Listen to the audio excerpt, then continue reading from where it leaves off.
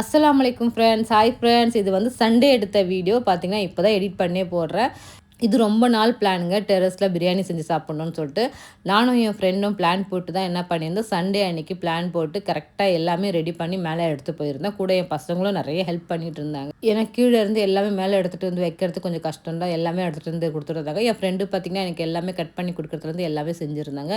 இன்னைக்கு என்ன ஸ்பெஷல் அப்படி செய்றோம்ன்னு பார்த்தீங்கன்னா வந்து, சிக்கன் பிரியாணி செய்றோம். சிக்கன் பிரியாணிக்கு வந்து சிக்கன் எல்லாமே கீழே வீட்லயே வாஷ் பண்ணி, மசாலாலாம் தடவி எடுத்து வந்துட்டேன் மேல.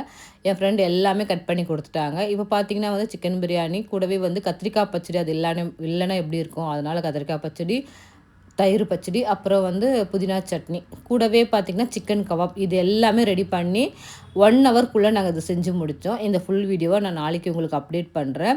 வேலை செஞ்சதே எங்களுக்கு தெரியல. அந்த அளவுக்கு ரொம்ப ஹேப்பியா இருந்தது. இந்த மாரி அனுபவம் யாரெல்லாம் செஞ்சிருக்கீங்கன்னு சொல்லிட்டு கமெண்ட் பாக்ஸ்ல கமெண்ட் பண்ணுங்க. நெக்ஸ்ட் வீடியோல பார்க்கலாம். பாய்.